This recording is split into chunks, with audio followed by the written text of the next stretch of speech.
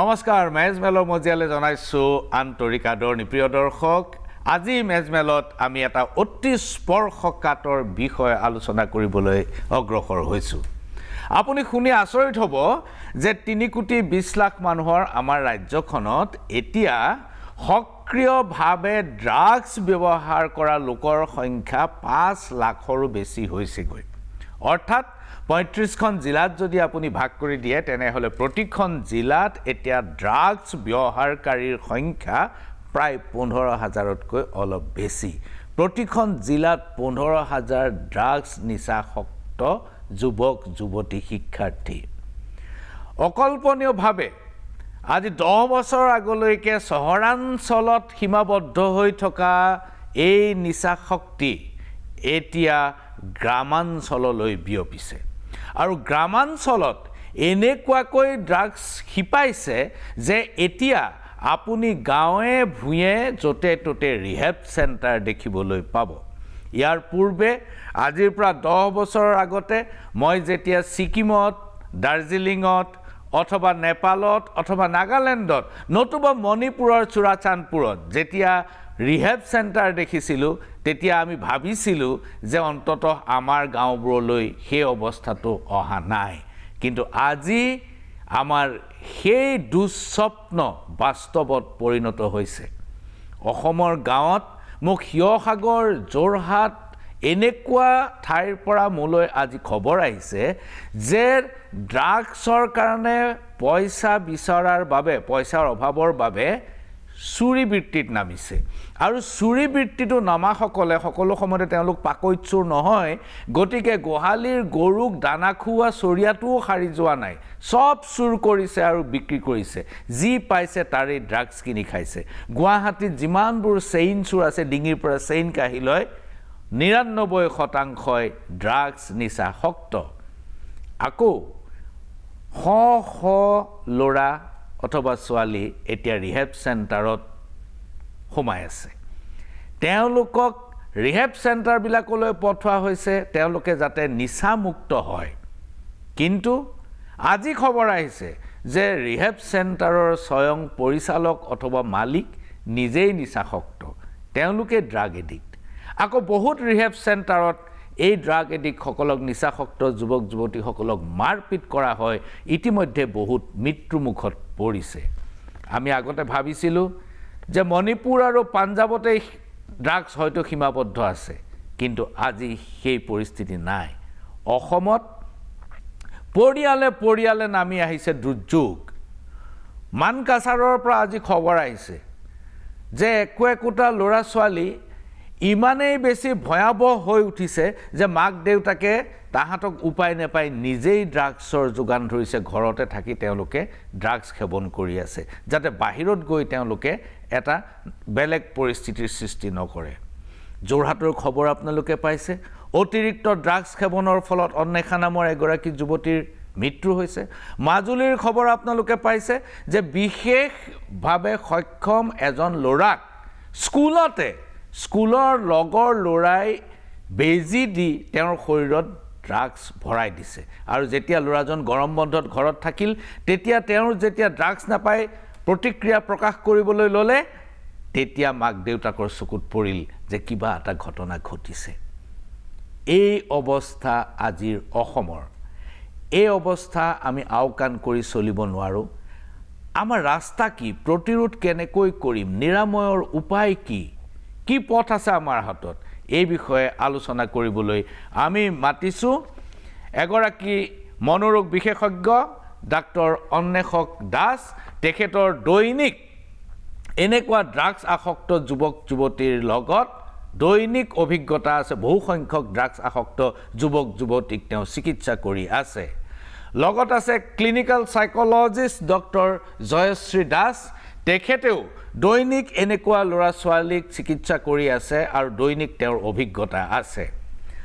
লগত আছে ঋষিকেশ ভৰদ্বাজ যোৱা 16 বছৰে কেৱল এই বিষয়টোতেই তেওঁ ব্যস্ত হৈ আছে তেওঁ নিৰাসক্তভাৱে নিৰলসভাৱে ড্ৰাগছ আসক্তিৰ বিৰুদ্ধে তেওঁ এখন যুঁজ চলাই গৈছে আৰু নিয়মিতভাৱে এনেকুৱা ল'ৰা ছোৱালীক চিকিৎসা কৰি আছে যোৰহাটৰ পৰা আমাৰ লগত আছে সদৌ অসম ছাত্ৰ সন্থাৰ সাহিত্য সম্পাদক আৰু ড্ৰাগছৰ বিৰুদ্ধে নিৰৱচ্ছিন্নভাৱে যোৰহাটত অভিযান চলাই অহা এগৰাকী নেত্ৰী নিহাৰিকা শইকীয়া মই পোনপ্ৰথমেই ডক্টৰ অন্বেষক দাসক প্ৰশ্ন কৰিব খোজোঁ যে আপুনি মোক 3 মিনিট সময়ৰ ভিতৰত কওক যে আপুনি কেনেকুৱা বিশেষ কেছ পাইছে কেনেকুৱা ধৰণৰ ড্ৰাগছ আসক্ত ল'ৰা ছোৱালী আপোনাৰ ওচৰলৈ আহিছে বিশেষ কেছ পোনপ্ৰথমে মই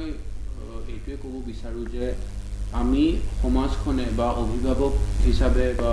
স্কুলে বা অভিভাৱকসকলেও ড্ৰাগ এডিক্টটো এটা মানসিক ৰোগ বুলি মানি ল'ব লাগিব বহুত ক্ষেত্ৰত কি হয় আমি মৰেলিটি প্ৰিন্সিপালত যাওঁ যে ল'ৰাটো বেয়া বা ছোৱালীজনী বেয়া বা লগ বন্ধুৱে খুৱাইছে কাৰণে খাইছে সি আচলতে খুব ভাল ল'ৰা আছিল আগতে পঢ়া শুনাত ভাল আছিল এতিয়া বেয়া হেৰিত সেইটো এটা বিষয় হয় কিন্তু ড্ৰাগছ লোৱাৰ আঁৰত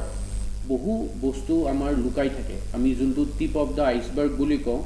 টিপ অফ দ্য আইচবাৰ্গত আমি কি দেখোঁ অকল ড্ৰাগছ লৈ আছে ল'ৰাটো ভাল নহয় কিন্তু ইয়াৰ আঁৰত বহুত মানসিক ৰোগৰ আমাৰ কিছু চাইন্স এণ্ড চিমটমছ সোমাই থাকে ধৰি লওক ড্ৰাগছ লোৱা ল'ৰা ছোৱালীবিলাক আমি দেখোঁ বহুত যোনটো আপুনি কৈছিলে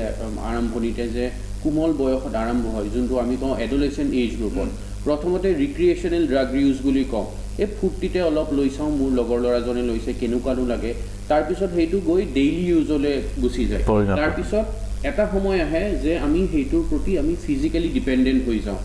ড্ৰাগছ যদি নলওঁ যেনেকৈ মাজুলীৰ ল'ৰাজনে ক'লে আমাৰ শৰীৰত কিছু এনেকুৱা ৰিয়েকশ্যন হয় যে আমি আমাৰ হাত ভৰি কঁপিবলৈ ধৰে আমাৰ টোপনিত খেলি মেলি হয় বা আমি অস্থিৰতা হৈ যাওঁ আমি অধৈৰ্য হৈ যাওঁ সৰু কথাত খিংখিঙীয়া হৈ যাওঁ সেইবিলাক হৈছে আমাৰ ফিজিকেল ডিপেণ্ডেঞ্চ সেইখিনি যদি আকৌ ড্ৰাগছ লৈ আমি ঠিক কৰোঁ সেইটো এটা স্বভাৱলৈ পৰিৱৰ্তন হৈ আমি কওঁ ড্ৰাগ এডিক্ট হৈ গৈছে ইয়াৰ আঁৰত আমাৰ ব্ৰেইনৰ বহুত নিউৰ' ট্ৰান্সমিটাৰ আৰু নিউৰ' চাৰ্কিটছ ইনভলভ থাকে ড্ৰাগছ ল'লে ডোপামিন বুলি এটা নিউৰ' কেমিকেল ৰিলিজ হয় ব্ৰেইনত যোনটোৱে আমাক এটা ফিল গুড ফেক্টৰ দিয়ে আমাক ভাল লগাব আমাৰ মানসিক স্থিতিটো একটা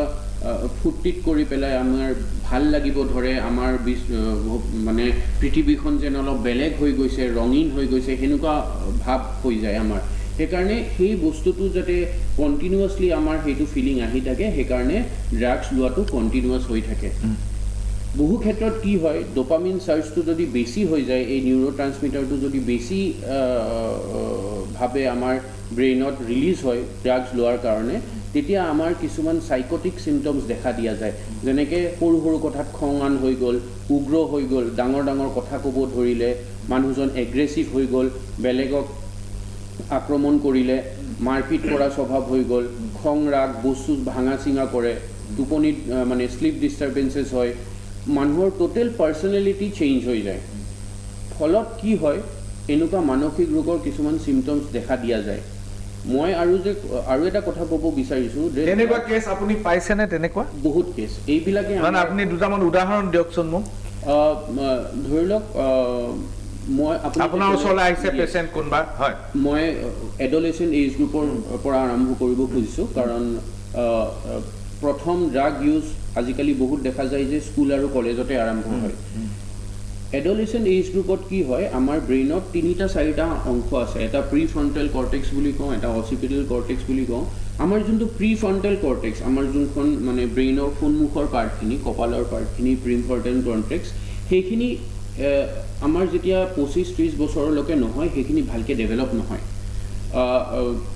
ফলত কি হয় প্ৰি ফ্ৰণ্টেল কৰ্টেক্সটোৱে আমাৰ ডিচিশ্যন মেকিং কেপেবিলিটিজ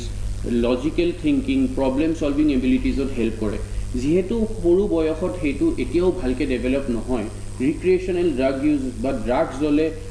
কি বেয়া হ'ব ড্ৰাগছ ল'লে কি নিগেটিভ কনচিকুৱেঞ্চেছ আহিব এজন শিশুৱে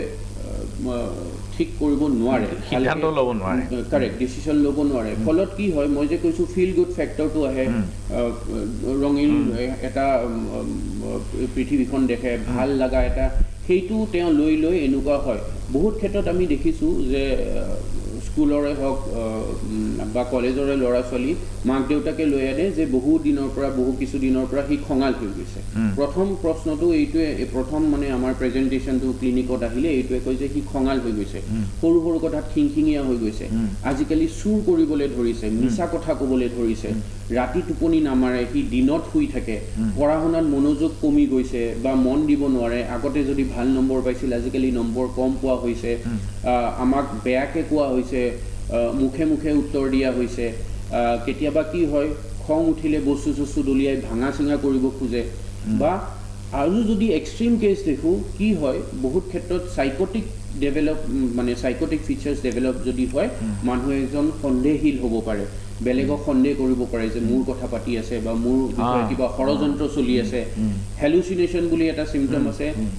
কোনেও নামাতিলেও মানুহজনে শুনা পাব পাৰে যে মোক কোনোবাই মাতি আছে, মোৰ প্ৰতি কোনোবাই কিবা ষড়যন্ত্ৰ কৰি মোক পয়জন কৰিব খুজিছে, টোপনি নষ্ট, তেনেকুৱা ধৰণৰ কিছুমান তাৰমানে এপ্ৰিহেনচিভ হৈ পৰে, মানে একেবাৰে মানে মোৰ বিৰুদ্ধে ষড়যন্ত্ৰ হৈছে এনেকুৱা ধৰণৰ, বা গোটেই পৃথিৱীখনে তেওঁৰ বিৰুদ্ধে কিবা কৰি আছে। মই যাব খুজিছোঁ ডক্টৰ জয়শ্ৰী দাসৰ ওচৰলৈ। ক্লিনিকেল চাইক'লজিষ্ট হিচাপে আপুনি নিশ্চয় বহুত স্কুল কলেজৰ ল'ৰা ছোৱালীক নিয়মিত আপুনি পৰীক্ষা কৰিব লগা হয় আৰু আপোনাৰ ওচৰলৈ আহে। আপুনি মোৰ দৰ্শকসকল, আমাৰ দৰ্শকসকলৰ সুবিধাৰ্থে তেনেকুৱা দুটামান কেছ কওকচোন মোক, যে আপোনাৰ ওচৰলৈ আহিছে পেচেণ্ট, আহি পেলাই কি কি কমপ্লেইন কৰিছে আৰু কি ধৰণৰ ইছ্যুজ লৈ আহিছে আপোনাৰ ওচৰলৈ। মই এটা কেছ খুবকৈ মনত পৰি আছে যেতিয়া আপুনি প্ৰশ্নটো সুধিছিলে অন্বেষকক। এজন ল'ৰা আহিছিলে, সি দিল্লী ইউনিভাৰ্চিটিত পঢ়ি আছিলে, অসমৰে ল'ৰা আহিছিলে, আৰু তাৰ চিমটমছখিনি হৈছিলে আৰম্ভ যেতিয়া তেখেতৰ দেউতাক ঢুকাইছিলে। তাৰপিছত সি পঢ়ি আছিলে দিল্লীত, ছিংগল চাইল্ড, মাক ইয়াতে আছিলে, গতিকে তাৰ চিমটমছখিনি হৈছিল যে এই মটিভেশ্যন, একো কৰিব মন নাযায়, মনটো মাৰি থাকে, তাৰ যিটো উদ্যমতা সেইটো নাইকিয়া হৈ গৈছিলে, কলেজলৈ যাব মন নকৰে, লাহে লাহে তাৰ ডিটৰিয়েট হৈছিলে, পঢ়া শুনালে আসক্তিটো কমি গৈছিলে, গতিকে গুচি আহিলে ইয়ালৈ, কাৰণ সি পঢ়া শুনা কৰিব নোৱাৰিলে। গুচি আহোঁতে মাকে যেতিয়া আমাৰ ওচৰলৈ লৈ আনিছিলে, ইণ্টাৰভিউত আমাৰ প্ৰথমতে পটককৈ কিছুমান কথা ধৰিব নোৱাৰি, ধৰক প্ৰথমতে আমাৰ কিছুমান চিমটমছ ঢাক খাই থাকে, সি ডিপ্ৰেশ্যনৰ চিমটমছখিনিয়ে বুলি ভাবিছিলোঁ আমি ইনিচিয়েলি, কিন্তু ইণ্টাৰভিউৰ পিছত আমি গম পালোঁ যে সি কেনেবিছ মানে ভাংটো খাই থাকে বহুত। চ' সেইটো খোৱাৰ কাৰণে তাৰমানে এইটো কিয় ষ্টাৰ্ট কৰিলে বুলি সোধোতে আমাৰ সদায় চাইক'লজিত এটা বস্তু আছে, ৱাই অফ দ্য বিহেভিয়াৰ, কিয় খাইছে, কিয় আৰম্ভ কৰিলে। চ' আমি গম পালোঁ যে তাৰ দেউতাক ঢুকোৱাৰ পিছত হি ৱাজ ভেৰি ক্ল'জ, মানে দেউতাকৰ লগত বহুত ঘনিষ্ঠ সম্পৰ্ক আছিলে, গতিকে এটা চেন্স অফ লছ হ'ল তাৰ, আৰু সেইটো কোপ কৰিব নোৱাৰি পেলাই সি নিচাত ধৰিলে, যে তেওঁ সেই নিচাটো কৰোঁতে অকণমান ৰিলিফ পালে, অকণমান কামনেছ এটা পালে, যোনটো অশান্তি পায় বা যোনটো দুখ হয় সেই দুখখিনি যেন টলাৰেট কৰিব পাৰিলে। সেইখিনি কৰি সি কেতিয়াও গম নাপালে যে সেইটো কেতিয়া তাৰ ডিপেণ্ডেঞ্চি হৈ পেলাই অভ্যাসত গৈ পেলাই এডিকশ্যনলৈ গুচি গ'লগৈ, যাৰ ফলত তাৰ এনেকুৱা ধৰণৰ চিমটমছ হ'ল। এক নম্বৰ গোচৰ, এক নম্বৰ কেছ, আৰু কেনেকুৱা কেছ। কিন্তু এই কেছটো মই এইটো সামৰিব বিচাৰিছোঁ, এইটো এনেকুৱাকৈ যে এতিয়া সেই ল'ৰাজন ট্ৰিটমেণ্ট হোৱাৰ পিছত এতিয়া he is in London school of architecture. তাৰমানে মই আপোনালোকক এইটোৱে ক'ব বিচাৰিছোঁ যে সঠিক টাইমত যদি আমাৰ ওচৰলৈ আহে উইথ প্ৰপাৰ ট্ৰিটমেণ্ট, তেওঁলোকে নিজৰ জীৱনটো আকৌ ধুনীয়াকৈ গঢ়ি তুলিব পাৰে। আৰু সেইদিনাখন সি মোক ফোন কৰি কৈছে, জয়শ্ৰী মেম আজি মোৰ 500 দিন হৈছে ছ'বাৰ হোৱা। তাৰমানে মই তাক কৈছিলোঁ যে তুমি যিমান দিন নোখোৱা এদিন এদিনকৈ কেলেণ্ডাৰত কাউণ্ট কৰি যাবা। চ' সি মোক লণ্ডনৰ পৰা ফোন কৰি কৈছে যে আজি 500 ডেইজ হ'ল মই নোখোৱাৰ। চ' সেইটোৰ সমান আমাৰ কাৰণে ৰিৱাৰ্ড একো হ'ব নোৱাৰে। য়েছ। আচ্ছা, আৰু আপোনাৰ মনত পৰেনে তেনেকুৱা? আৰু এটা আপুনি যোনটো মাজুলীৰ কেছটো ক'লে, তেনেকুৱা এটা আমাৰ তালৈও কেছ আহিছিলে, য'ত ল'ৰাজনক তাৰমানে লগৰ ল'ৰাখিনিয়ে তাক ড্ৰিংকছ বা মদ খুৱাই দিছিলে, আৰু মাকহঁতে মানে খুব দুখ কৰিছিলে আৰু তাক খুব বেলেগ ধৰণৰ অৱস্থা তাত আনিছিলে আমাৰ তাত কি হৈছিলে গম পোৱা নাছিলে গতিকে আমি এইকাৰণে তাৰ পিছৰ পৰা আমি সকলো মানে মাক দেউতাকক যাৰ স্পেচিয়েলি এবল ল'ৰা ছোৱালী থাকে বা পিপল উইথ ডিজেবিলিটিজ থাকে আমি সদায় এটা সাইকো এডুকেশ্যন দিওঁ যাতে তেওঁলোকৰ ল'ৰা ছোৱালী কেনেকুৱা ধৰণৰ বন্ধু বান্ধৱীৰ লগত ঘূৰিছে সেইটো বহুত ইম্পৰ্টেণ্ট গতিকে সেইকেইটা কেছ বহুত মানে স্পৰ্শকাতৰ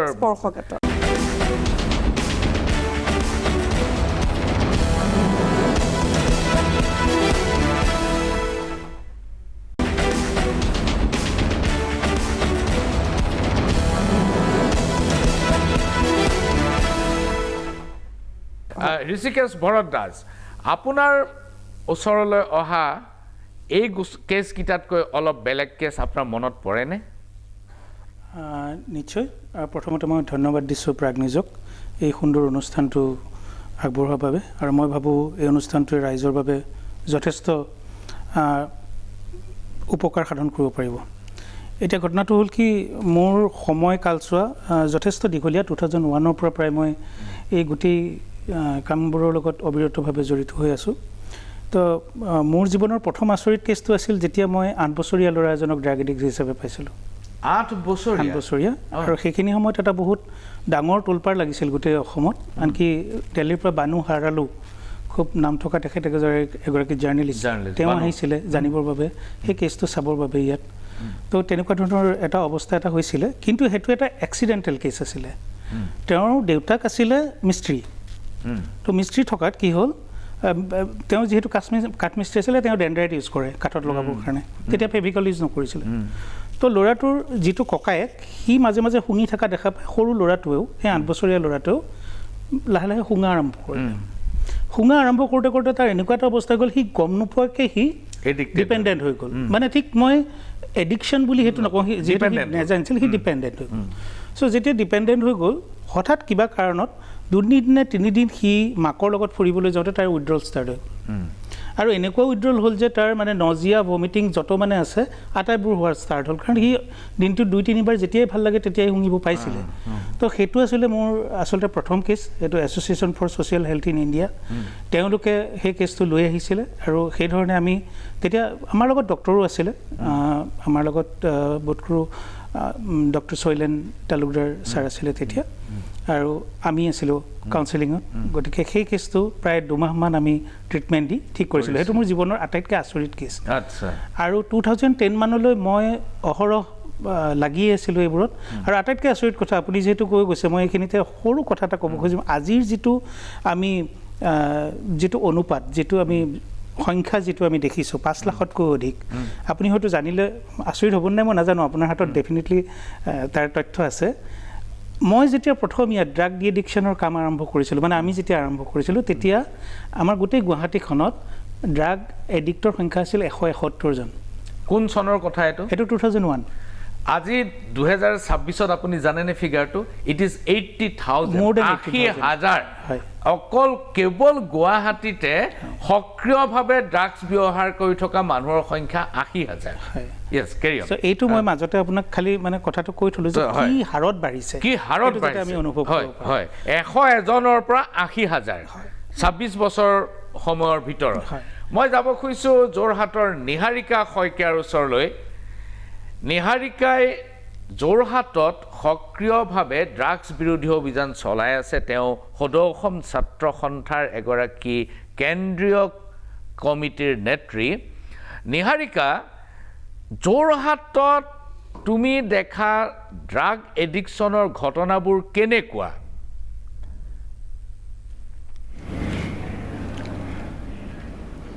হয় মই সদৌ অসম ছাত্ৰ সন্থাৰ সাহিত্য সম্পাদক হোৱাৰ সমান্তৰালকৈ এই যোৰহাটখনৰ এগৰাকী জীয়ৰী যোৰহাটখনতে ডাঙৰ হৈছোঁ আৰু আমি যোৰহাটখনক এখন সাংস্কৃতিবান চহৰ হিচাপে চিনি পাওঁ যোৰহাটখনক শিক্ষাৰ কেন্দ্ৰ হিচাপে সমগ্ৰ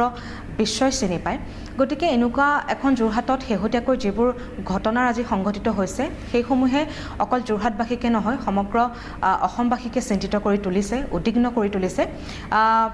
যোৰহাটত শেহতীয়াকৈ আমি অকণমান যদি আগলৈ ঘূৰি যাওঁ তেন্তে আমি দেখিম যে 2021 চনৰ নৱেম্বৰ মাহৰ শেষলৈ আমি সদৌ অসম ছাত্ৰ সন্থাই আমাৰ সতীৰ্থক হেৰুৱাইছিলোঁ অনিমেষ ভূঞা, য'ত আমি দেখিছিলোঁ যে যোৰহাটৰ মাজমজিয়াত এদল নিচাসক্ত ড্ৰাগছ আসক্ত পাখণ্ডই আমাৰ সতীৰ্থ অনিমেষ ভূঞাক কিন্তু মৰিয়াই মৰিয়াই হত্যা কৰিছিল। আমি তাৰ সেই প্ৰক্ৰিয়াটো যেতিয়া আগবাঢ়ি গৈ আছে তাৰপিছত আমি দেখিছোঁ যে 2025 চনত নিজৰ ঘৰৰ কাষত হোৱা বিহু অনুষ্ঠানটোত সৰু ল'ৰা ছোৱালী কেইটামানে কাজিয়া লাগি আছে, সেই কাজিয়াত ভাঙিবলৈ গৈ আমাৰ এই যোৰহাটৰ সম্ভাৱনাপূৰ্ণ যুৱক বেদাংগ ভূষণ বৰুৱাক আমি হেৰুৱাইছিলোঁ এই এনেকুৱা ড্ৰাগছ আসক্ত নিচা আসক্ত এদল অমানুহৰ হাতত। আমি সমান্তৰালভাৱে আমি যদি আৰু অলপ চাওঁ যে আমি দেখিম যে আমাৰ যোৰহাটৰে যুৱক দেৱজিৎ নেওগ আমি দেখিছিলোঁ তেখেতৰ জন্মদিনৰ দিনাখনেই তেওঁৰ লগৰ ল'ৰাই মাতি নি এটা নিচামুক্তি কেন্দ্ৰত তেখেতক মৰিয়াই মৰিয়াই হত্যা কৰা হৈছিল। তেখেতৰ মুখত ড্ৰাগছ গুজি দিয়া হৈছিল। প্ৰথমতে তেখেতক ড্ৰাগছ অভাৰড'জ হৈ মৃত্যু হোৱা বুলি পতিয়ন নিয়াবলৈ চেষ্টা কৰিছিল। পিছত গম পোৱা হৈছিল তেখেতক আঘাত কৰাৰ বাবে মূৰত গধুৰ বস্তুৰে আঘাত কৰাৰ বাবে তেখেতৰ মৃত্যু হৈছিল। আৰু শেহতীয়াকৈ অন্বেষা শইকীয়াৰ হত্যাকাণ্ড, এই সকলোবোৰ হত্যাকাণ্ডক আমি যেতিয়া দেখিম তেতিয়া আমি লক্ষ্য কৰিম যে এই সকলোবোৰ ঘটনাৰ আঁৰত আছে ড্ৰাগছে আমাৰ যোৰহাটখনক অসমখনক এনেদৰে কৰাল গ্ৰাস কৰি লৈ গৈছে যে ড্ৰাগছৰ সেৱন কৰাৰ লগতে এই সেৱনকাৰীসকলে অকল নিজৰ মাজতে সীমাবদ্ধ নাৰাখি ভৱিষ্যত দিনত কিন্তু চোৰ ডকাইত হত্যাকাণ্ডৰ সৈতে অপৰাধত সোমাই যোৱাৰ আমি দেখিবলৈ পাইছোঁ। গতিকে এইটো অত্যন্ত চিন্তনীয় এটা বিষয়। ইয়াত আমাৰ সমাধান লাগে। আমি ছাত্ৰ সন্থাৰ এজন কৰ্মী হিচাপে যেতিয়া ছাত্ৰ ছাত্ৰীসকলৰ লগত থাকোঁ, যোৰহাটত যিটো এটা পৰিৱেশ বা অসমৰ যিটো এটা পৰিৱেশ আমি দেখিবলৈ পাইছোঁ, এইটো সঁচাকৈ খুব ভয়ংকৰ এখন দৃশ্য। অসমৰ অলিয়ে গলিয়ে যোৰহাটৰ অলিয়ে গলিয়ে আজি ড্ৰাগছ সুলভ। যিখন যোৰহাটক আমি সাংস্কৃতিবান চহৰ হিচাপে চিনি পাওঁ, সেইখন যোৰহাটত আজি ড্ৰাগছ কেনেকৈ ইমান সুলভ হ'ব পাৰিছে, অভিভাৱকসকল যথেষ্ট চিন্তনীয়। তাৰ বিপৰীতে আপুনি যদি ড্ৰাগছ আসক্ত ঘৰসমূহৰ অৱস্থা দেখে তেন্তে আপোনাৰ চকুত চকুলো নিগৰিব। কাৰণ প্ৰত্যেকখন ঘৰৰ আজি অভিভাৱকসকলে দিনে ৰাতিয়ে উজাগৰে কটাব লগা হৈছে নিজৰ ঘৰখনত। নিজৰ ল'ৰাটো নিজৰ ছোৱালীজনীয়ে ড্ৰাগছ খাবলৈ নাপায়, ঘৰত অত্যাচাৰ আৰম্ভ কৰিছে, ঘৰৰ সকলো সা সম্পত্তি বিক্ৰী শেষ কৰিছে। আৰু যদি বিক্ৰী শেষ কৰাৰ পিছত যদি আপুনি ঘৰৰ পৰা পইচা নাপাইছে, মাক দেউতাকৰ ওপৰত অত্যাচাৰ চলাইছে, এনেকুৱা বহু মাক দেউতাক আছে সকলে ঘৰৰ সেই সন্তানৰ অত্যাচাৰ সহ্য কৰিব নোৱাৰি আত্মহত্যাৰ নিচিনা পন্থা হাতত লৈছে। নিজৰ ল'ৰা ছোৱালীকেইটাক কোন মাক বাপেকে বাৰু কোন সতেৰে পুলিচৰ হাতত গতাই দিব। গতিকে এইবোৰ হৈছে ড্ৰাগছ আসক্ত একো এখন ঘৰৰ জীয়া ছবি। ইয়াৰ ক্ষেত্ৰত আমি চৰকাৰ প্ৰশাসনৰ কিন্তু কঠোৰ হ'ব লাগিব। আমি সমাজ সচেতন হ'ব লাগিব। আমাৰ বহুতখিনি কৰণীয় আছে, এইসমূহৰ বিষয়ে সজাগ সচেতন হোৱাটো কিন্তু খুব প্ৰয়োজনীয়। আৰু বহুত ধন্যবাদ। মই নিহাৰিকা তোমাৰ ওচৰলৈ পুনৰ আহিম। এইখিনিতে লৈছোঁ ক্ষণিক সময়ৰ বাণিজ্যিক বিৰতি। চাই থাকিব মেজমেহেল।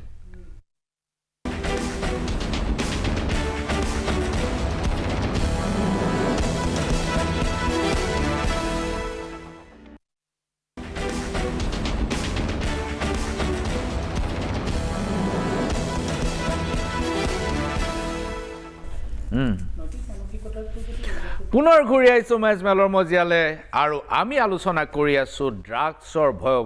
ভয়াৱহতাৰ বিষয়ে। মই ডক্টৰ অন্বেষক দাসক সুধিব খুজিছোঁ যে এটা পৰিয়ালত এজন ল'ৰা ড্ৰাগ নিচাসক্ত অথবা তেওঁ ড্ৰাগ নিৰ্ভৰশীল অথবা তেওঁ উইথড্ৰয়েল চিণ্ড্ৰম আছে, এই গোটেই ঘটনাবিলাক আমি কি ধৰণে তাক পৰিয়ালটোৱে বিবেচনা কৰিব আৰু তাৰ প্ৰতিকাৰ বা প্ৰতিৰোধৰ উপায় কি হ'ব পাৰে বা কেনেকুৱা হ'ব পাৰে? যেতিয়াই আমাৰ ক্লিনিকলৈ বা মোৰ ওচৰলৈ কোনোবা এজন ড্ৰাগ এডিক্ট আহে বা আপুনি ক'লে যে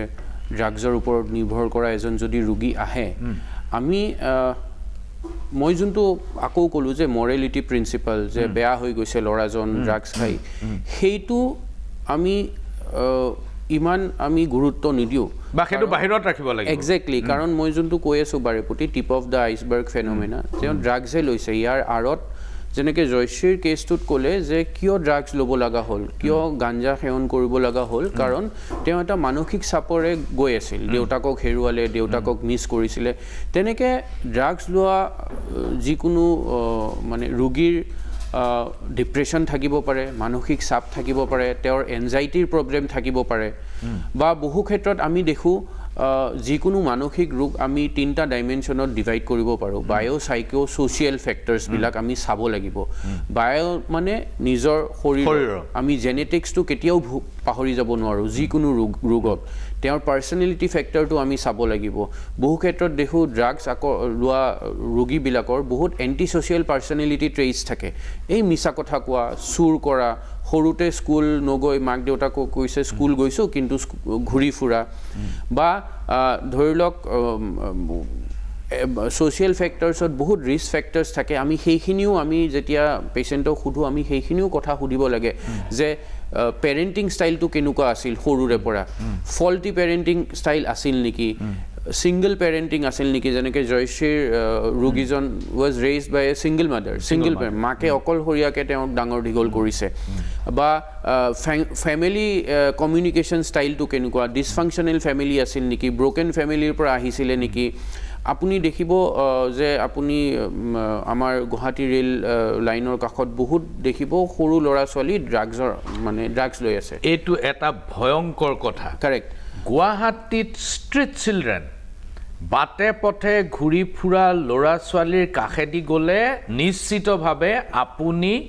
ডেনড্ৰাইটৰ গোন্ধ পাব। চ' সেই মই আপোনাক আকৌ ক'ম, 258জন এনেকুৱা ষ্ট্ৰীট চিলড্ৰেনৰ ভিতৰত এটা সমীক্ষা চলোৱা হৈছিল, 181জন ড্ৰাগ এডিক্ট আহিছে, অৰ্থাৎ 80%ৰ বেছি ড্ৰাগ এডিক্ট আছে। Doctor Das, carry on. এইসকল কিয় ড্ৰাগ এডিক্ট হ'ব লগা হ'ল? তেওঁৰ এনভাইৰনমেণ্টেল যোন ফেক্টৰ্ছখিনি চাব লাগিব, যোনটো পৰিৱেশত যেনেকুৱা পৰিৱেশত তেওঁলোক ডাঙৰ দীঘল হৈছে, তাতে ধৰি লওক ব্ৰকেন ফেমিলিৰ পৰা আহিছে, তেওঁলোকৰ হয়তো মাক দেউতাকেও ড্ৰাগছ লয়, বা হয়তো দেউতাকেও এলকহল এডিকশ্যনত আছে। Poverty is one of the very important factors. So' এই গোটেইখিনি বস্তু এজন ৰোগী আহিলে আমি অকল যে ড্ৰাগছ খাই ড্ৰাগছৰ ট্ৰিটমেণ্টটো দিওঁ সেইটো নহয়। আমি গোটেইখিনি বস্তু বায়' চাইকো ছ'চিয়েল ফেক্টৰ্ছ আমি গোটেইখিনি 3টা ডাইমেনশ্যনছত চাই আমি আমাৰ ট্ৰিটমেণ্ট এপ্ৰ'চটো কৰিব আমি আগবাঢ়োঁ। অকল যে ড্ৰাগছ খাই থাকিলেই নহয়, আমি এই ছ'চিয়েল ফেক্টৰ্ছখিনিও চাব লাগিব। সেইকাৰণে আজিকালি এটা নতুনকৈ আৰম্ভ হৈছে লাষ্ট 10 বছৰৰ পৰা school mental health programme. School mental health প্ৰগ্ৰামত এইটো ষ্ট্ৰেছ দিয়া হয় যে আমি সৰুৰে পৰা ল'ৰা ছোৱালীখিনিক বা ছাত্ৰ ছাত্ৰীক, যোনটো যোৰহাটৰ বাইদেউগৰাকীয়ে কৈছে, আমি চাইকো এডুকেট কৰিব লাগে যে ড্ৰাগছ খালে কি কি নিগেটিভ কনচিকুৱেঞ্চেছ থাকে, ইয়াৰ পৰা কেনেকৈ আঁতৰি থাকিব লাগে। সেইটো এজন ঘৰতে নহয়, পেৰেণ্টছৰে নহয়, এইটো এজন টিচাৰৰো বা মানে শিক্ষকৰো আজিকালি এইটো দায়িত্ব হৈ পৰিছে যে ষ্টুডেণ্টখিনিক শিকাওক বা ছাত্ৰ ছাত্ৰীখিনিক কওক যে ড্ৰাগছৰ নিগেটিভ কনচিকুৱেঞ্চেছখিনি কি। তাৰ লগতে আমি সৰুৰে পৰা মানে স্কুল মেণ্টেল হেল্থৰ পৰাই আমি এইটো দিবলৈ চেষ্টা কৰোঁ যে ল'ৰা ছোৱালীৰ মানসিকতাটো এটা পজিটিভ চাইক'লজি বা পজিটিভ ইম'চনেল ৱেলবিং দিবলৈ চেষ্টা কৰিব লাগে, যাতে ভৱিষ্যততে গৈ তেওঁলোকৰ কোনো মানসিক চাপ যাতে নাথাকে, তেওঁলোক যাতে ডিপ্ৰেশ্যন বা এনজাইটিত নুভুগে, যাতে এইটোৰ পৰা আঁতৰিবলৈ তেওঁ ট্ৰিটমেণ্ট নলৈ ড্ৰাগছলৈ গুচি যায়। বহুত ধন্যবাদ। মই জয়শ্ৰী দাসৰ ওচৰলৈ আহিব কৈছোঁ। Doctor Jayashree Das,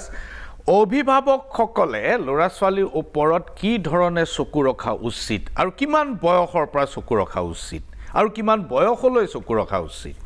thank you. এনেকুৱা এটা প্ৰশ্নৰ কাৰণে মই ৰখি আছিলোঁ, কাৰণ মই ভাবোঁ যে অভিভাৱকৰ ৰোলটো বহুত ইম্পৰ্টেণ্ট। মই যেতিয়া কেছ চাওঁ, মেক্সিমাম দেখোঁ যে আমাৰ আজিকালি ফেমিলিবিলাকত ধৰক এটা ৰুমতে আছোঁ আমি বহি, কিন্তু ধৰক মোবাইল টিপি আছোঁ, কথা পতাটো বহুত কমি গৈছে। গতিকে আমাৰ এছ'চিয়েশ্যনটো ফেমিলিৰ লগত কথোপকথন সেইবিলাক বহুত কমি গৈছে, যাৰ ফলত যদি এটা শিশুৰ বা কিশোৰৰ যদি কিবা সমস্যাও হয়, কাক সুধিব, কাৰ ওচৰলৈ যাব, সেইটো ডিছকাশ্যন নহয়। গতিকে তেওঁলোকৰ এটা ইম'চনেল ডিষ্টেঞ্চ এটা হৈ যায়। গতিকে আমাৰ ঘৰখনত এটা ইম'চনেল ছেফ প্লেচ বুলি মানে শিকাব লাগিব সৰুৰে পৰাই। আৰু এইটো বয়স মানে নহয়, এইটো একদম সৰুৰ পৰা আপোনাৰ শিশুটো মানে পেটত থকাৰ পৰা এনেকুৱা এটা ৰিলেশ্যনশ্বিপ বনাব লাগিব যে আপুনি যে ল'ৰা ছোৱালী জানে যে য়েছ মোৰ মা দেউতা আছে, মোৰ যিকোনো সমস্যা নহওক কিয় মোৰ মা দেউতাই মোক সহায় কৰিব বা মানে বচাব। এতিয়া কি হয় বহুত ক্ষেত্ৰত যদি অভিভাৱকৰ লগত, এতিয়া মোৰ এনেকুৱা কেছ কিছুমানে কয় যে মেম মোৰ মানে ধৰক চব আছে কিন্তু মই যদি কান্দো এবাৰো মোক আহি পেলাই কোনেও নুসুধে মই কিয় কান্দিছোঁ। গতিকে সেনেকুৱা ধৰণৰ ষ্টেটমেণ্টবিলাক কথাটো যদি উল্টা হয়, মাক দেউতাকে কথা পাতিব ইচ্ছা কৰি আছে, ল'ৰা ছোৱালী নিজৰ নিজৰ ৰুমত নহয়, সেইটো আমি জেনেৰেলাইজ কৰিব নোৱাৰোঁ, মানে ধৰক এইটো ইফালৰ পৰাও হ'ব পাৰে। কিন্তু যেতিয়া এগৰাকী শিশু আহি পেলাই মোক তেনেকৈ কয়হি, মাকহঁতে কয় যে আমি কথা পাতিব বিচাৰোঁ, মোৰ বেষ্ট ফ্ৰেণ্ড হয়, কিন্তু যেতিয়া মই ল'ৰা ছোৱালীক সুধোঁ কয় যে মই কেনেকৈ কথা পাতিম মাহঁতৰ লগত, মোৰ মানে মই যদি কিবা এটা কওঁ মাহঁতে দেখোন মোক গালি পাৰি দিয়ে। গতিকে বুজাৰ শক্তিটো মানে ধৰক আমি শিশুকালত অকণমান পেৰেণ্টিংটো বেলেগ হয়, কিশোৰত অকণমান পেৰেণ্টিংটো বেলেগ হয়। গতিকে সেই কিশোৰত যদি বেছি শাসন কৰাৰ নিচিনা হয় তেতিয়াহ'লে অকণমান ডিষ্টেঞ্চটো বাঢ়ি যায়। গতিকে আমি এটা বাউণ্ডেৰী ছেট কৰিব লাগিব, কিন্তু তাৰ মাজত মৰমো থাকিব, পৰিয়ালটোত মৰম থাকিব, বুজাবুজি থাকিব। সেইখিনি বস্তু যদি ঘৰত থাকে মই ভাবোঁ ল'ৰা ছোৱালী তেনেকুৱা ধৰণৰ পথত যোৱাটো বহুত কম হ'ব। এতিয়া অবজাৰভেশ্যনটো কেনেকৈ ৰাখিব লাগিব? ধৰি লওক এজন ল'ৰা ছোৱালী ড্ৰাগ এডিক্ট হ'বগৈ পাৰে বা হৈছে, এই কথাটোতো মই গম নাপাম ঘৰত থাকি, সি বাহিৰতহে কৰিব কামটো। গতিকে এই বস্তুটোক মই কেনেকৈ ধৰা পেলাম? যদি আপোনাৰ শিশু বা কিশোৰে আপোনাৰ লগত কথা পতা কমাই দিছে, অকলে থাকিব বিচাৰে, ধৰক একাডেমিক ডিটৰিয়েশ্যন হৈছে, বন্ধু বান্ধৱ সলনি হৈছে, আৰু কেতিয়াবা এনেকুৱা হয় যে পইচাৰ প্ৰতি অকণমান লোভটো বাঢ়ি গৈছে, আৰু এটা অকণমান ধৰণৰ এটা শ্লাইড চেঞ্জ দেখিব মুডত, যে অকণমান খিংখিঙীয়া হৈ যায়, পটককৈ খং উঠে, আৰু অকণমান দূৰত থাকিব বিচাৰে তেওঁলোকে। সেই তেনেকুৱা ধৰণৰ চিমটমছ কিছুমান আহি যায়। আৰু আমাৰ আৰু এটা বস্তু খুব দৰকাৰী মই মানে এইটো যে যোনটো ষ্টিগমা, যে ধৰক কেতিয়াবা অভিভাৱকে দেখিলে যে কিবা মাদক দ্ৰব্য খাই থকা ল'ৰা ছোৱালীয়ে, গতিকে তেতিয়া আমাৰ ৰিয়েকশ্যনটো কি হয়, তই মানে আমাৰ মান সন্মান শেষ কৰি দিলি, মানে শ্বেমিং কনভাৰ্চেশ্যন এইবিলাক যোনটো আমি কওঁ আমাৰ চাইক'লজিকেল টাৰ্মছত, তেনেকুৱা ধৰণৰ হ'লে তাৰমানে কি হয় শিশুটি আৰু দূৰলৈ গুচি যাব। আমি যদি কওঁ যে ঠিক আছে তুমি এইটো বস্তু কৰিছা, আমাৰ ভুল হৈছে তোমাৰ এইটো, কিন্তু বোলে আমি একেলগে এজ এ পৰিয়াল, কাৰণ এইটো তোমাৰ অকল ব্যক্তিগত প্ৰব্লেম নহয়, এইটো আমাৰ পৰিয়ালৰ প্ৰব্লেম, গতিকে আমি ট্ৰিটমেণ্ট লওঁগৈ। গতিকে তেনেকুৱা ধৰণৰ যদি এটা হেল্ডি কনভাৰ্চেশ্যন হয়, যদি শিশুটি যায়ো বেয়া পথত, আমি আকৌ ভাল পথলৈ অনাৰ বহুতখিনি মানে হোপ বা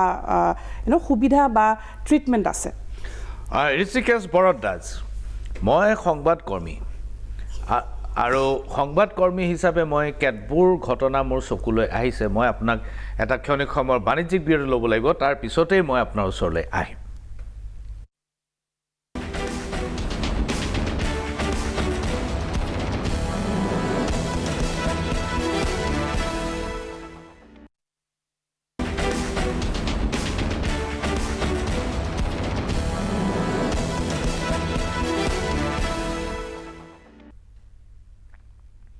পুনৰ ঘূৰি আহিছোঁ মেজমেলৰ মজিয়ালৈ, আৰু আজি আমি আলোচনা কৰি আছোঁ ড্ৰাগছ নিচাশক্তিৰ বিষয়ে।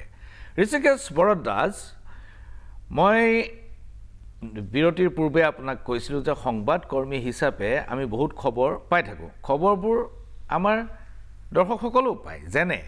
গাড়ী এখন গৈ আছে, তাৰ নাম্বাৰ প্লেটৰ পিছফালে সৰু সৰু টেমাত ড্ৰাগছ বান্ধি নিয়া হৈছে। গাড়ী এখন গৈ আছে, তাত টায়াৰৰ ভিতৰত ড্ৰাগছ বান্ধি নিয়া হৈছে। কোনোবা মহিলাৰ কোনোবা জেগাত বেগৰ ভিতৰত বা কেনেবাকৈ সৰু সৰু টেমাত ড্ৰাগছ লৈ গৈছে। পুলিচে যেতিয়া ধৰে একেবাৰে নম্বৰ প্লেটখনতে ধৰে, যেতিয়া ধৰে একেবাৰে টায়াৰটোতে ধৰে, আৰু যেতিয়া ধৰে একেবাৰে মহিলাগৰাকীৰ বেগতে ধৰে। পুলিচৰ ইমান খবৰ আছে, একেবাৰে পিন পইণ্টেড, কিন্তু ধৰাটো খবৰ পাওঁ, কিন্তু ড্ৰাগছটো ক'ৰ পৰা আহিছে, উৎসটো কি, সেই খবৰটো কোনোদিন নাপাওঁ। সেই খবৰটো আজিলৈকে যোৱা 35-40 বছৰে মই দৰ্শকসকলক এই খবৰটো দিব পৰা নাই যে গুৱাহাটীত ধৰা এই 500 গ্ৰাম ড্ৰাগছ অমুক ঠাইৰ অমুক মানুহটোৱে পঠাইছিল বুলি আৰক্ষী বাহিনীয়ে পম খেদি উলিয়াইছে। আজিলৈকে নাপাওঁ। ঘটনাটো কি? ঘটনাটো কি বুলি আচলতে মোৰ যিটো ভাগ, মই যিটো বিভাগত কামটো কৰি আছোঁ, অকণমান মোৰ কাৰণে টান হয় ক'বৰ কাৰণে, কিন্তু আপোনাক মই জনাবলৈ পাই সুখী যে 2009 লাষ্টলৈকে মই ইয়াৰ যিটো CIDৰ যিটো নাৰ্কটিক ডিভিজন আছিল তাৰ লগতো মই অলপ এণ্টেংগল হৈ আছিলোঁ কাৰণ আমি ইনফৰমেশ্যনবোৰ তেওঁলোকক দিব লাগিছিল যে কিমান ড্ৰাগ এডিক্টক আমি ট্ৰিটমেণ্ট কৰাইছোঁ আৰু ইলিচিট ট্ৰেফিকিং বুলি বস্তু এটা আমাৰ আছিলে drug abuse prevention and illicit trafficking আমাৰ প্ৰগ্ৰেমটো আছিল সেইটো গতিকে ট্ৰেফিকিং যিটো আপোনাৰ যিটো ৰুট ট্ৰেফিকিং ৰুটটোৰ ওপৰত আমি অকণমান খবৰ ৰাখিছিলোঁ যদিও আমি তাত কেতিয়াও ইনভলভ নহয় কাৰণ ইনভলভ হ'ব নোৱাৰে আমি ইনভলভ হ'ব নোৱাৰোঁ আমাৰ কোনো তেনেকুৱা ধৰণৰ কোনো এক্টিয়াৰ নাই কিন্তু আমি যেতিয়া ধৰক পেডলাৰো আহি যায় ড্ৰাগ এডিক্টৰ মাজত পেডলাৰো আহি যায় তো তেওঁলোকক সুধিলে ক'ৰ পৰা কেনেকৈ যদি আমি কথাবোৰ যেতিয়া সোধোঁ তেওঁলোকে তেতিয়াৰ পৰাই কেইটামান ট্ৰেনজিট পইণ্টৰ নাম কয় যেনে প্ৰথমতেতো আছিল মণিপুৰ হৈ নাগালেণ্ড হৈ মককচাং হৈ বা ডিমাপুৰ হৈ পাৰ হৈছিলে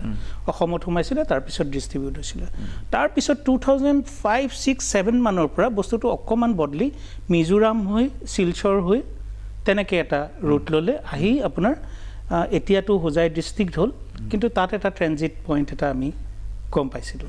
ঠিক তেনেকৈ তাৰ এনেকুৱা বিশেষ ঠাই কিছুমানৰ পৰা বস্তুবোৰ ডিষ্ট্ৰিবিউট হৈ গুচি যায় সেইটো আমি গম পাইছিলোঁ এতিয়া ঘটনাটো হ'ল কি আপুনি যিটো কথা সুধিছে যে পুলিচে সেই জাগাটোতেই ধৰে একচুৱেলি চাওক মই এইটো ক'বলৈ নোখোজোঁ যে পুলিচৰ হাতত তথ্য নাথাকে বা তেখেতসকলে খুব বেছি তথ্য থাকে যথেষ্ট তথ্য থাকে কিন্তু বহু ক্ষেত্ৰত বহু সময়ত তেওঁলোকেও হয়তো উপায়ন্তৰ হয় কাৰণ সেই কথাটো মই জানিছিলোঁ সেইখিনি সময়ত মোক কোনোবা বিষয়াই কৈছিলে যে তেওঁলোকে তথ্যটো পায় ঠিকেই কিন্তু তথ্যটো পাই যেতিয়া ধৰিবলৈ যায় তাৰ আগতেই হয়তো বস্তু ওলাই গুচি গৈছে বা য'ত ডিষ্ট্ৰিবিউটৰ থাকে ডিষ্ট্ৰিবিউটৰৰ হাতলৈ গুচি গৈছে আৰু আগতে এই আপোনাৰ যিটো ডিষ্ট্ৰিবিউশ্যন বহুত কম আছিলে ইমান বেছি লাৰ্জ কোৱান্টিটিত অহা নাছিলে কম কোৱান্টিটিত আহে আৰু সেইটো বস্তু লাহে ডিষ্ট্ৰিবিউট হৈ যায় এতিয়া দেখিছোঁ আমি এই 2015 অনৱাৰ্ডছ আমি যিটো দেখি আছোঁ সেইটো হ'ল হিউজ কোৱান্টিটিত আপোনাৰ ট্ৰেফিকিংটো হিউজ কোৱান্টিটিত আহে ইয়াত ক'ৰবাত ষ্ট'ৰ হয় ষ্ট'ৰ হোৱাৰ পাছত সেইটো লাহে কম পৰিমাণে সেইটো ডিষ্ট্ৰিবিউট হৈ যায় আৰু তাৰ কাৰণে কিছুমান পেটি পেডলাৰো আছে পেটি পেডলাৰবোৰে কি কৰে তেওঁলোকে খায়ো আৰু লগতে মানে লাভাংশটো খায় আৰু বাকীখিনি তেওঁলোকে পেডলিং কৰে গতিকে তেওঁলোকৰ খৰচাটো ওলাই যায় গতিকে এই এটা বিশেষ গ্ৰুপ এটাই এই কামখিনি চলাই লৈ গৈ আছে মই নিহাৰিকা শইকীয়াৰ ওচৰলৈ যাম যোৰহাটত আছে নিহাৰিকা তুমি খুব গুৰুত্বপূৰ্ণ কথা এটা কৈছিলা যে পুলিচ প্ৰশাসনে ব্যৱস্থা ল'ব লাগিব কঠোৰ হ'ব লাগিব সমাজো সচেতন হ'ব লাগিব সকলো কথা সঁচা মই ঋষিকেশ ভৰদ্বাজক যিটো প্ৰশ্ন কৰিছিলোঁ সেইটো তুমি নিশ্চয় শুনিছা আৰু মই সুধিছিলোঁ যে পুলিচে একেবাৰে য'ত আছে ড্ৰাগছ তাতেই ধৰে এইখন ৰেলত গৈ আছে কুকুৰে গৈ তাতেই পায়গৈ সেই চুটকেছতেই পায় সেই টায়াৰতেই পায় কিন্তু পুলিচে কেতিয়াও সেই উৎসটোৰ সন্ধান নকৰে অথবা উৎসটো উলিয়াব নোৱাৰে মই আজিলৈকে কোনো নিউজত কোনো সংবাদত এই কথাটো পোৱা নাই যে আজি গুৱাহাটীত ধৰা ড্ৰাগছখিনি অমুকৰ পৰা অমুকে পঠাইছিল বুলি প্ৰতীয়মান হৈছে এই তথ্যটো আমি কাকো দিব পৰা নাই এই ঘটনাটো কি বুলি ভাবা তোমাৰ যিটো অভিজ্ঞতা তাৰ পৰা তুমি কি ধাৰণা কৰিছা নিহাৰিকা আচলতে সেই একেটা প্ৰশ্ন আমাৰো আছে যে আমি দেখিবলৈ পাওঁ যেতিয়া কিছুমান ঘটনা সংঘটিত হয় ঘটনা সংঘটিত হোৱাৰ পিছতে কিন্তু আমাৰ আৰক্ষী প্ৰশাসন খুব সষ্টম হৈ পৰে খুব কম সময়ৰ ভিতৰত তেওঁলোকে ৰাস্তাই ঘাটে ড্ৰাগছ পেডলাৰবোৰ ধৰে কিছুমান নিচাজাতীয় সামগ্ৰী ড্ৰাগছ জব্দ কৰে আৰু কিন্তু তাৰ পিছত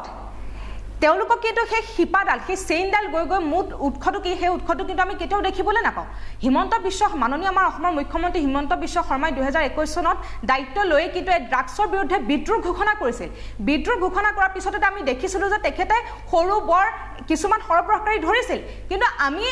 তেতিয়াই লক্ষ্য কৰিছিলোঁ যে তেওঁলোকে ডালপাতবোৰটো কাটিলে কিন্তু সেই গছজোপাৰ শিপাটো কিন্তু তেওঁলোকে উলিয়াব নোৱাৰিলে যাৰ কাৰণে আজি সেই শিপাটোৰ পৰা আকৌ নতুনকৈ ডালপাত সৃষ্টি কৰি গোটেই অসমখন ধ্বংস কৰাত লাগি গৈছে আমি যোৰহাটৰ কথা ক'ম যোৰহাটত আমি প্ৰথমৰ পৰাই দেখি আছোঁ যে যোৰহাট প্ৰশাসনে য'তে ত'তে যোৰহাটৰ নগৰাঞ্চল গাঁও অঞ্চলত যিসমূহত ড্ৰাগছ পোৱা যায় আজিৰ তাৰিখতো যেতিয়া আমাৰ অন্বেষা শইকীয়াৰ ঘটনাটো হ'ল তাৰ পিছৰ পৰ্যায়তো প্ৰশাসনে তত্ত্বৰভাৱে আমাৰ বহুতখিনি ড্ৰাগছ পেডলাৰ ধৰিছে জব্দ কৰিছে কিন্তু আমি ক'ব বিচাৰিছোঁ এইসমূহ সৰু মেইন যোনখিনি থাকে ইয়াৰ আঁৰত যোনখিনি মানুহ জড়িত হৈ আছে সেই স্থান সেই ঘাটি কিন্তু আজিলৈকে উৎখাত কৰিবলৈ কিন্তু আজি প্ৰশাসন সষ্টম হোৱা নাই গতিকে আমি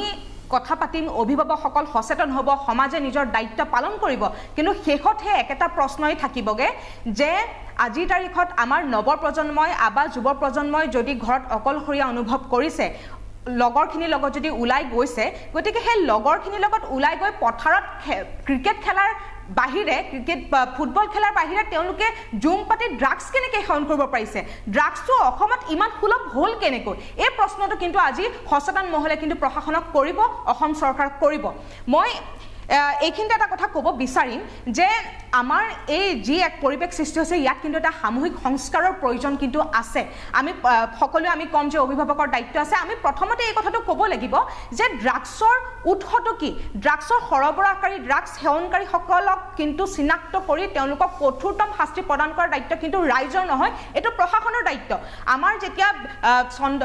চন্দন নগৰৰ যিটো ঘটনা হৈছিলে চন্দন নগৰত যে এটা ঘাটি আছে নিচাৰ ঘাটি আছে সেইসমূহৰ কথা ঘটনাটোৰ পূৰ্বে কিন্তু প্ৰশাসনক তাৰ গাঁওবাসীয়ে জনাইছিলে আমাৰ যোৰহাটত যেতিয়া অনিশা শইকীয়াৰ ঘটনাটো হৈছিলে গৌৰী এনক্লেভৰ ছ'চাইটিয়ে তাৰ এবছৰৰ পূৰ্বে আমাৰ প্ৰশাসনক জনাইছিলে প্ৰশাসনে যদি সময়মতে যদি কিছুমান পদক্ষেপ গ্ৰহণ কৰিলেহেঁতেন এনেকুৱা ধৰণৰ ঘটনা কিন্তু সংঘটিত হ'বলৈ নেপালেহেঁতেন গতিকে আমি বিচাৰোঁ এই ড্ৰাগছৰ উৎস কি এই ড্ৰাগছ সৰবৰাহকাৰীবোৰ কোনবোৰ হয় ড্ৰাগছবোৰ কোনে সেৱন কৰে সেইবোৰক চিনাক্ত কৰি মাত্ৰ ড্ৰাগছৰ ৰিলেটেড যিসমূহ ঘটনা সেইসমূহৰ ওপৰত কাম কৰিবৰ কাৰণে আজি আমাৰ এটা স্পেচিয়েল টাস্ক ফ'ৰ্চৰ কিন্তু প্ৰয়োজন আছে আজি ভিডিপিৰ আৰ্হিত আমাৰ গাঁওৰক্ষী বাহিনীৰ আৰ্হিত আমাৰ যাতে নগৰ চহৰবোৰ সুৰক্ষিত হৈ থাকে তাৰ কাৰণে কিন্তু আমাৰ ঠায়ে ঠায়ে এণ্টি ড্ৰাগছ ভিজিলেন্স কমিটিবোৰৰ কিন্তু প্ৰয়োজন আছে ছাত্ৰ-ছাত্ৰীসকলে যাতে এই ড্ৰাগছৰ ভয়াৱহতা এই ড্ৰাগছে এজন ছাত্ৰক কিদৰে আক্ৰমণ কৰিব পাৰে কিদৰে তেওঁলোকৰ ভৱিষ্যতটো ধ্বংস কৰি দিব পাৰে এইসমূহ কিন্তু সজাগ সচেতন হোৱাৰ স্বাৰ্থত আজি আমাৰ অসমৰ বিদ্যালয়সমূহৰ শিক্ষানুষ্ঠানসমূহৰ পাঠ্যক্ৰমত কিন্তু আজি ড্ৰাগছৰ ভয়াৱহতাৰ সন্দৰ্ভত তাৰ পাঠ্যক্ৰমত অন্তৰ্ভুক্ত হোৱা কিন্তু প্ৰয়োজন আছে আৰু সবাতোতকৈ গুৰুত্বপূৰ্ণ আমি দেখিছোঁ এই নিচা মুক্তি কেন্দ্ৰবোৰ কিন্তু পৰৱৰ্তী সময়ত গৈ পেলাই এই নিচাৰ কিন্তু এটা কেন্দ্ৰস্থল হ'বলৈ আৰম্ভ কৰিছে গতিকে এই নিচা মুক্তি কেন্দ্ৰবোৰ কিদৰে পৰিচালিত হৈ আছে এইসমূহত ড্ৰাগছ কিদৰে উপলব্ধ হৈছে এইসমূহ নিচামুক্তি কেন্দ্ৰ স্থাপন কৰিবৰ কাৰণে কোনটো প্ৰক্ৰিয়াৰে মাজেৰে আহিছে এইবোৰ কিন্তু এটা চোকা নজৰ প্ৰশাসনে ৰাখিব লাগে সেয়েহে আমি বিচাৰিছোঁ যে প্ৰত্যেকখন জিলাতে প্ৰশাসনৰ দৃষ্টিত চৰকাৰৰ সহযোগত একোখন কিন্তু এখন ইণ্টিগ্ৰেটেড ৰিহেবিলিটেশ্যন চেণ্টাৰ হ'ব লাগে চৰকাৰৰ প্ৰত্যক্ষ সহযোগত কাৰণ দেখিছোঁ আমি আৰু এই নিচামুক্তি কেন্দ্ৰসমূহ কিন্তু বিজ্ঞানসন্মত হ'ব লাগিব এইটো কাৰণে কাৰণ এই ড্ৰাগছৰ জৰিয়তে কিন্তু আমাৰ HIV বৃদ্ধি পাইছে আমাৰ যোৰহাটৰ কথা মই ক'বই লাগিব যোৰহাটত আজিৰ তাৰিখত HIVৰ সংখ্যা কিন্তু 58% বাঢ়ি গৈছে গতিকে এইবোৰে আমাৰ গোটেই নৱপ্ৰজন্মটো ধ্বংস কৰি গৈছে গতিকে ইয়াৰ ক্ষেত্ৰত আমাৰ কৰণীয় বহুতখিনি আছে আমি দুখ সকলোকে দিব পাৰিম কিন্তু আমাৰ আজি এনেকুৱা এটা পৰ্যায়ত পাইছেহি যদি আমি এতিয়া হাতে কামে নালাগো তেতিয়াহ'লে কিন্তু ড্ৰাগছে সম্পূৰ্ণৰূপে আমাৰ নৱপ্ৰজন্মটো ধ্বংস কৰিব আজিৰ পৰা এটা দশকৰ পিছত কিন্তু আমি যেনেকৈ আজি পাঞ্জাৱৰ পটভূমিত আমি উল্টা পাঞ্জাৱ দেখিছোঁ তেনেকৈ আমি অসমৰ প্ৰেক্ষাপটত কিন্তু উল্টা আসাম দেখিবলৈ গৈ আছোঁ যোনটো আমি কোনেও নিবিচাৰোঁ গতিকে আমাৰ এই যুৱ প্ৰজন্ম আমাৰ যিসমূহ বিপথে গৈছে সেইসমূহক সুৰক্ষা প্ৰদান কৰাৰ স্বাৰ্থত কিন্তু আমি সকলোৱে একগোট হৈ কাম কৰিব। বহুত ধন্যবাদ নিহাৰিকা প্ৰিয় দৰ্শক নিহাৰিকাৰ কথাই মোক আৰু এটা কথা মনত পেলাই দিছে ঠিক যেতিয়া নতুনকৈ চৰকাৰ হৈছিল ডক্টৰ হিমন্ত বিশ্ব শৰ্মাৰ তেতিয়া বহুত ড্ৰাগ পেডলাৰ ধৰিছিল বহুতক এনকাউণ্টাৰ কৰিছিল কিন্তু সেই ড্ৰাগ পেডলাৰবোৰ সকলোৱে এতিয়া জেলত আছেনে এইটো মোৰ সন্দেহ আছে কাৰণ ঘটনাটো হ'ল যে মই দীৰ্ঘদিন ধৰি কৰি থকা কামটোৰ পৰা মই এইটো অভিজ্ঞতা হৈছে মই বুকুত হাত দি ক'ব পাৰোঁ যে যিবোৰ ছাবষ্টেন্স তেওঁলোকৰ হাতৰ পৰা ওলায় যিবোৰ দ্ৰব্য তেওঁলোকৰ হাতৰ পৰা ওলায় ফাইনেল টেষ্টত অন্তিম পৰীক্ষাত সেইবোৰ ড্ৰাগছ হিচাপে প্ৰমাণিত নহয় এই ঘটনাটো ঘটি আছে এই ঘটনাটো অসমত নহয় সমগ্ৰ ভাৰতবৰ্ষত ঘটি আছে মই আজিৰ পৰা ৩৫ বছৰ আগতে বাতৰি কাকতত এই কথাটো লিখিছিলোঁ মই ভাবিছিলোঁ যে এইটো লিখাৰ পিছত শেষ হ'ব কিন্তু নহয় ফৰেনচিকৰ স্বয়ং সঞ্চালক নিজেই ৰিটায়াৰ কৰি আহি মোক ক'লে তুমি লিখা কথাবোৰ সকলো সঁচা কিন্তু ঘটনাটো আজিও চলি থাকিল আৰু ভয় লাগে যে অনাগত দিনলৈ চলি থাকিব ডক্টৰ অন্বেষক দাস আজি 168 কোটি টকাৰ ইয়াবা টেবলেট ধৰা পৰিছে কল্পনা কৰিব পাৰেনে 168 কোটি টকা মূল্যৰ ইয়াবা টেবলেট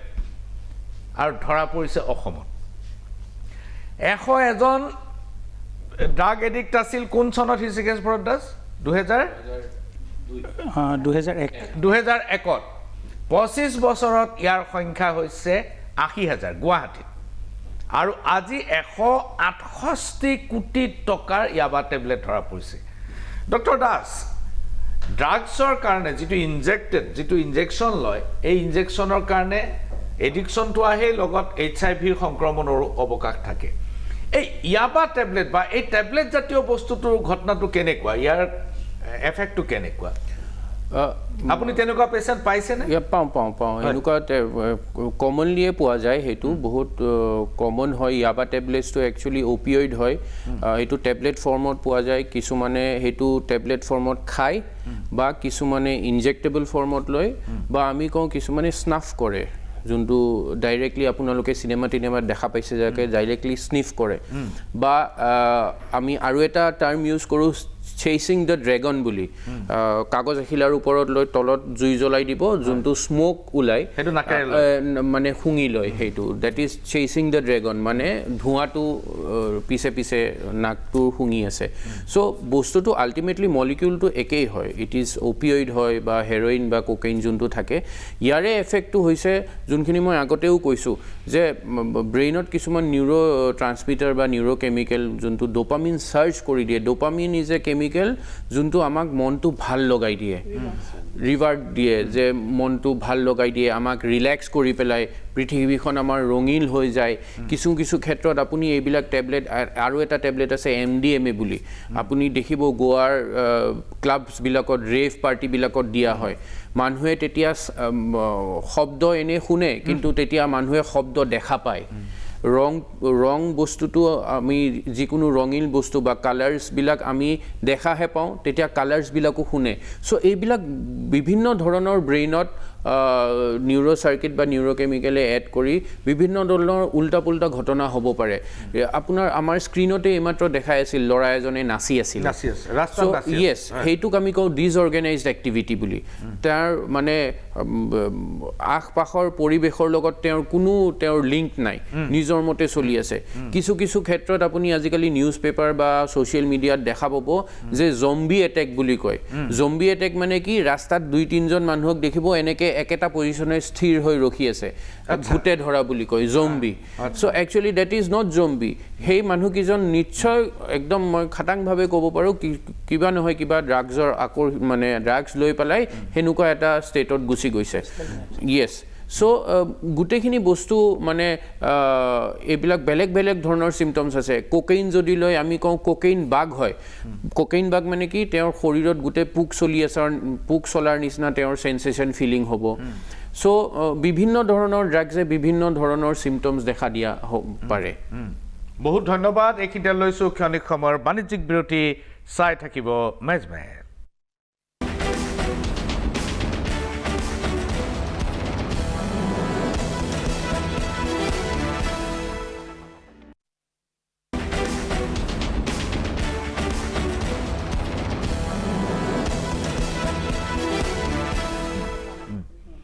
স্ক্ৰীণ এডিকশ্যন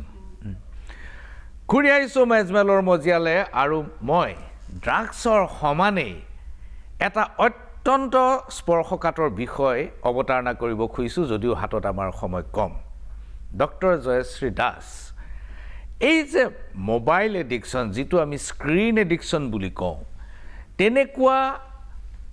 ইছ্যুজবিলাক লৈ তেনেকুৱা বিষয়বিলাক লৈ আপোনাৰ ওচৰলৈ কোনোবা অভিভাৱক আহেনে আমাৰ লাষ্ট মানে এবছৰ মানত এইটো ক্ষেত্ৰত বহুতখিনি কেছেছ বাঢ়িছে আৰু আজিকালি স্ক্ৰীণ মানে আমি স্ক্ৰীণ মানে it can be mobile laptop TV যিকোনো হ'ব পাৰে চ' এইটো বহুতখিনি ক্ষেত্ৰত কি হোৱা যায়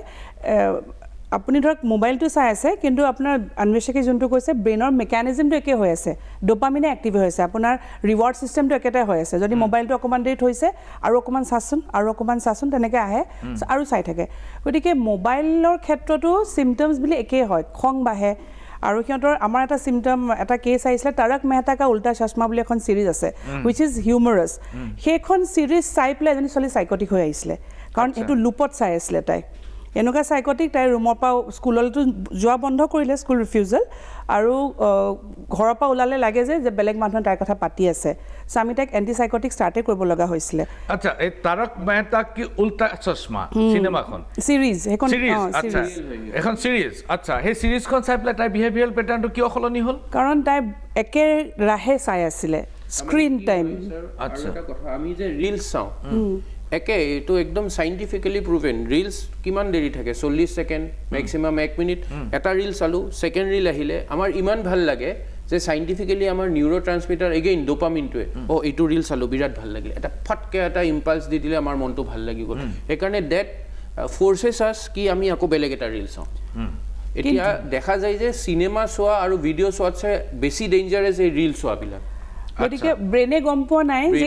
কিহৰ কাৰণে এনেকুৱা হৈ আছে কিন্তু ডোপামিনটো আপুনি নিচা যদি ছাবষ্টেঞ্চ খায় একে ডোপামিন চাৰ্কিট হয় আৰু স্ক্ৰীণতো একে ডোপামিন ভয়ংকৰ এক্সেক্টলি আৰু এইকাৰণে আপোনালোকে এতিয়া স্কুলৰ যোনটো লেঞ্চেট যোনটো ষ্টাডি হৈছে গুৱাহাটীৰ 42.3% ল'ৰা ছোৱালীৰ at risk to have substances আৰু যোনখিনি symptoms মানে have substances in the sense মানে কেনেকুৱা ধৰণৰ মানে তেওঁলোক এডিক্ট হৈ গ'ল নেকি এডিক্ট হৈছে না স্ক্ৰীন এডিক্ট না সাবস্টেন্স এডিক্ট স্ক্ৰীন আৰু এইটো দুইটা মিক্স হৈ পেলাই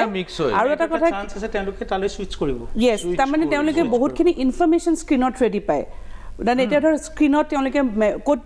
পিল কিনিব পায় সেইবিলাক ইনফৰমেশ্যন পায় আমাৰ তাতে কেছেছ আহে এনেকুৱা স্কুলৰ পৰা আজিকালি মানে স্কুল ইজ লাইক মানে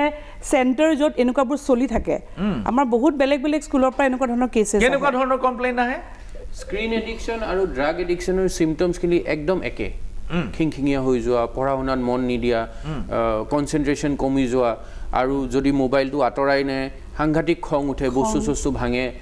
মাক দেউতাকক মানে এটেক কৰিব যায়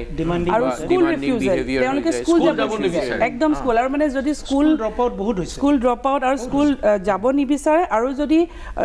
দেউতাকহঁতে মাকহঁতে কয় ঘৰৰ বস্তু ভাঙি দিয়ে খং না সেইটো বুজিলো কিন্তু এটা ঘটাটো হ'ল যে আপুনি যিটো ফিগাৰ দিছে সেইটো ভয়ংকৰ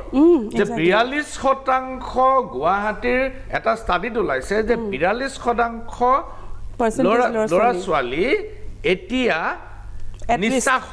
নিচাসক্ত মানে ড্ৰাগ নিচাসক্ত নহ'ব পাৰে তেওঁলোক স্ক্ৰীন অথবা ড্ৰাগ কোনোবা নহয় কোনোবা এটা নিচাত আছে মোবাইল অথবা ড্ৰাগ আৰু মোবাইল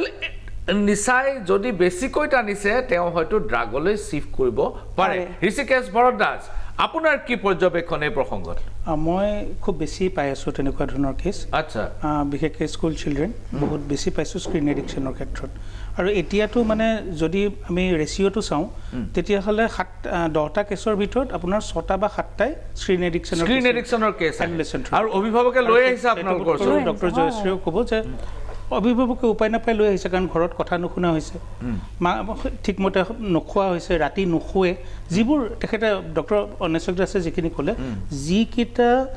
চাইনেন চিণ্ড্ৰম আমি ড্ৰাগ এডিকশ্যনৰ ক্ষেত্ৰত দেখোঁ প্ৰাৰম্ভিক যিবোৰ দেখোঁ সেই 8টাইবোৰ চাইনেন চিণ্ড্ৰম স্ক্ৰীণ এডিকশ্যনৰ ক্ষেত্ৰতো দেখা যায় আৰু তাৰ লগতে আটাইতকৈ ডাঙৰ কথা হয়তো ডক্টৰ অন্বেষক দাসে বেছি ভালকৈ ক'ব পাৰিব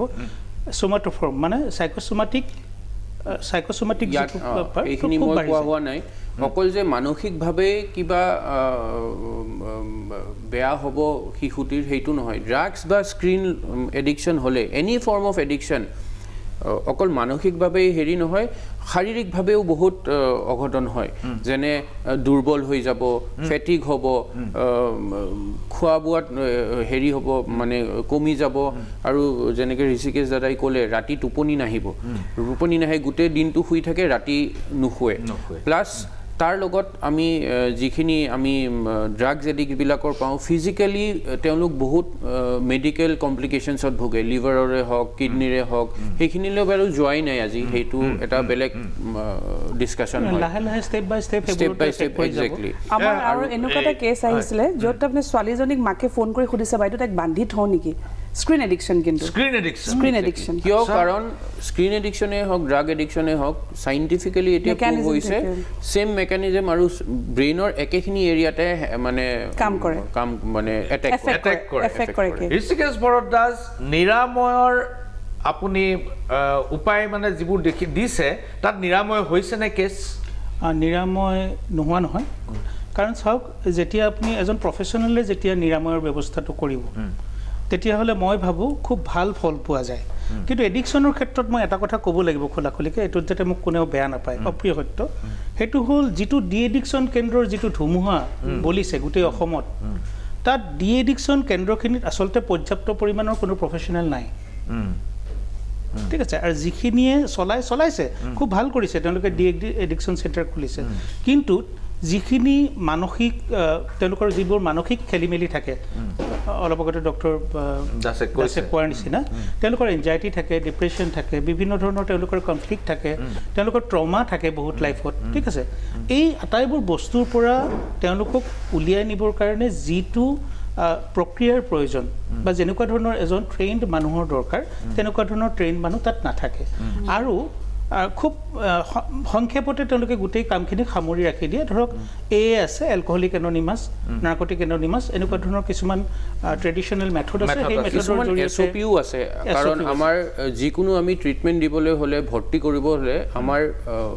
আমি মেণ্টেল হেল্থ কেয়াৰ বিলৰ মতে চলিব লাগে সেই এছঅপিখিনি প্ৰপাৰলি যদি ফ'ল' কৰে আৰু হলিষ্টিক ট্ৰিটমেণ্ট বুলি যোনটো আমি কওঁ যেনেকৈ দাদাই ক'লে তেওঁলোকক 2-3 বিধ থেৰাপিয়ে দিব লাগিব ক্লিনিকেল চাইক'লজিষ্টে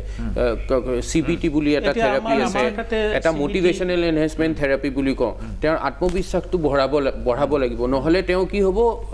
ৰিহেব চেণ্টাৰৰ পৰা ওলাই আকৌ 2 মাহ পিছত আকৌ ৰিলেপ্স হ'ব আকৌ ড্ৰাগছলৈ যাব তেওঁৰ মটিভেশ্যন ৰিলেক্স প্ৰিভেনশ্যন থেৰাপি আছে এনেকুৱা নহয় যে ট্ৰিটমেণ্ট লোৱা নাই এতিয়াও চাগে আমি অসমৰ গোটেইবোৰ যদি আমি ড্ৰাগ এডিকশ্যন চেণ্টাৰ চাওঁ কমচে কম 5,000 মান ল'ৰা ছোৱালী হয়তো 5,000 নহ'লেও 10,000 মানেই চাগে হ'ব এতিয়াও চাগে ৰিহেবতে আছে কিন্তু ৰিলেপ্স ৰেটটো বহুত হাই হয়তো মোৰ দেন 80 to 90 মানে পুনৰ আকৌ ড্ৰাগছলৈ ঘূৰি যোৱাৰ যিটো প্ৰৱণতা কাৰণটো হ'ল কি যিটো ধৰণে তেওঁলোকক ট্ৰিটমেণ্টটো দিব লাগে সেই ধৰণে ট্ৰিটমেণ্টটো দিয়া হোৱা নাই তেওঁৰ মটিভেশ্যনটো বঢ়াব লাগিব ৰিলেক্স প্ৰিভেনশ্যন থেৰাপি বুলি বেলেগ এটা ট্ৰিটমেণ্ট হেৰি আছে সাইকোলজিকেল ট্ৰিটমেণ্ট আছে সেইখিনি মানে বস্তু আমাৰ ৰিহেব চেণ্টাৰবিলাকত থকা উচিত এনেই পেচেণ্ট এজনক ভৰাই থৈ কেৰম লুডু খেলাই সেইটো বা অথবা মাৰপিট কৰে বহু ক্ষেত্ৰত মাৰপিট কৰে বান্ধি থয় মাৰে খাব নিদিয়ে হয় গতিকে ৰিহেব চেণ্টাৰৰ প্ৰসংগত আমাৰ আচলতে আলোচনা কৰিব লগা বহুত আছে আৰু ভৱিষ্যতৰ দিনত আমি ৰিহেব চেণ্টাৰবিলাকত আৰু নিচা মুক্তিৰ ৰাস্তাৰ সন্ধানত আমি নিশ্চয় আলোচনা কৰিম আজিলৈ আমাৰ সময় প্ৰায় শেষ হৈ আহিছে নিহাৰিকা শইকীয়া ডক্টৰ অন্বেষক দাস ডক্টৰ জয়শ্ৰী দাস আৰু ঋষিকেশ ভৰদ্বাজক ধন্যবাদ জনাইছোঁ মেজমেল ইমানতে সামৰিছোঁ নমস্কাৰ